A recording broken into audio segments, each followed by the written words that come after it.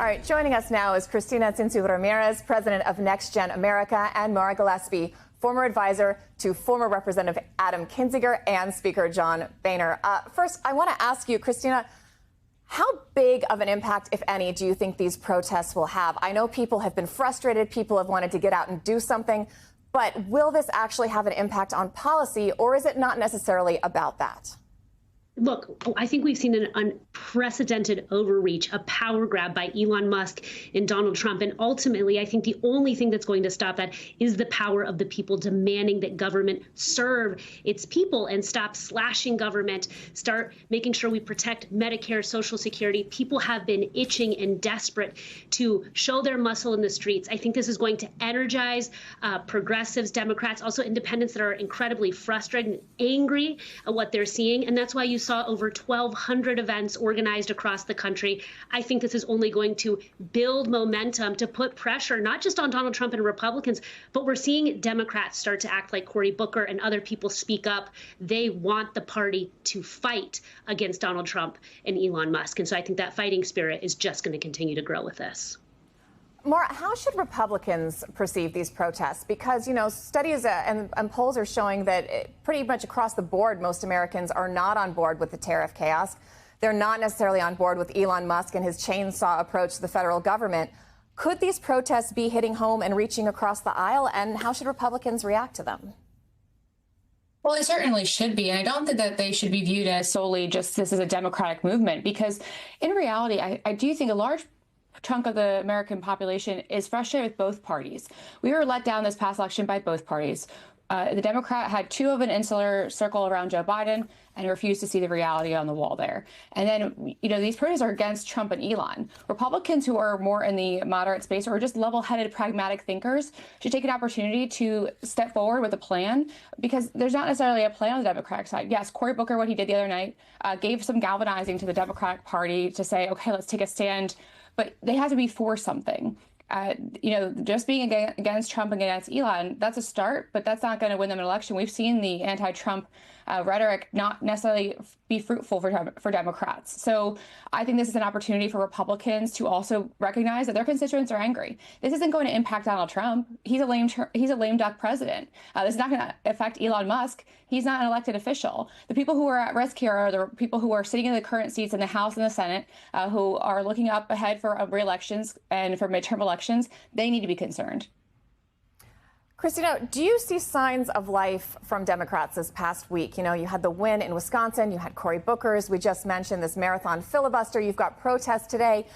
You know, but to Mara's point, Democrats have to be for something. They have to get their messaging together. Are you seeing some sort of solidification within the party? Do you think they're going to be able to do that? Yeah, and I think Mara and I actually really agree. I don't think it's enough just to oppose Donald Trump and Elon Musk, that ultimately people voted for Donald Trump because they are in deep economic pain in this country. And what I see on both sides of the political aisle, people are fed up with what they see as legalized political corruption. And what we saw play out in our system in Wisconsin was Elon Musk pour millions and millions of dollars, and he still couldn't win that Supreme Court race. But ultimately, we have to get the influence of billionaires out of our political system, because it is clearly hindering our ability to wrestle with the big issues and economic issues of our time that Americans care about, of all political persuasions. The fact that we don't have universal health care, the fact that the majority of Americans don't have more than $1,000 in savings for an emergency. These are the reasons people are swinging from one party to the next. And ultimately, who answers the deep economic pain of Americans will win their vote. I think Democrats have better prescriptions. But one thing that I think really failed in 2024 was Harris not speaking enough to the economic pain and conceding the economy to the right. We should never concede the economy to the right. We have real prescriptions to raise the minimum wage to a living wage, to protect unions, to tax the rich. These are all incredibly popular policies. We need to own them and run on them and not hide from them. Mara, on a slightly different note, we were just talking to Peter Baker and our other panelists about this, but a White House official told the Washington Post that Trump is, quote, at the peak of just not giving an F anymore. You know, the hit to the economy, the backlash to Musk and all of the cuts. Do you think any of this will phase him? And do you think Republicans, those people you were just talking about, moderate Republicans, level-headed politicians, will start to speak up more given the pushback they're seeing from the public at large? They should, because Donald Trump does not care what happens necessarily to the economy. He's not going to be impacted when you can't buy bananas at 49 cents anymore. That's not going to impact him, right? That's not going to impact somebody like Elon Musk. They don't feel the same that everyday voters feel, right? That's not their top concern. Mm-hmm. And like I mentioned before, he's a lame duck president, so it's not as huge of an impact. But Republicans who are in their seats right now, and again, I also don't think that the president necessarily cares whether or not the people keep their seats or not. What he cares about is when they go against him, when they speak out against him, when they stand in his opposite, in his way. Rand Paul joining with Tim Kaine this week on the Senate floor, opposing the tariffs on Canada. That to him, that's going to bother him. And so there is an opportunity here. And I think a lot of it does happen behind the scenes, people expressing frustrations, although I do think a lot of it falls on deaf ears. But that's going to be, tactic one would be to talk behind closed doors, try and get someone who has his ear to say, this is a real problem for our reelection, for you to have any say, as far as having majorities in Congress. And then secondarily, speaking up and out, because they're the ones whose election and their jobs are on the line, not the president's. I say this all the time. There are so many people here in Washington making policy who have never had the experience of getting to the cash register at a grocery store and having to put something back, right?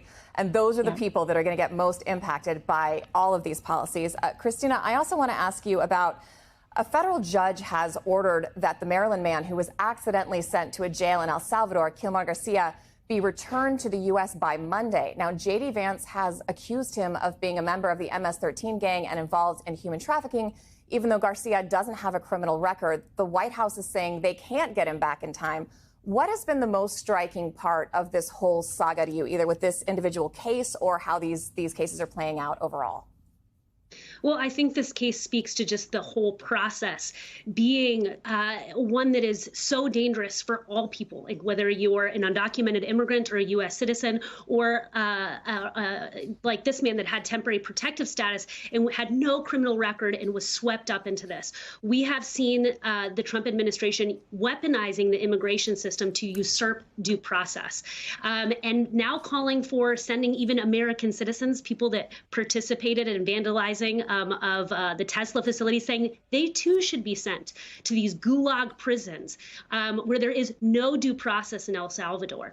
And so we're seeing I'm seeing Americans that actually have concerns and questions about undocumented immigration that may have voted for Trump, saying they don't like a system where there's no due process.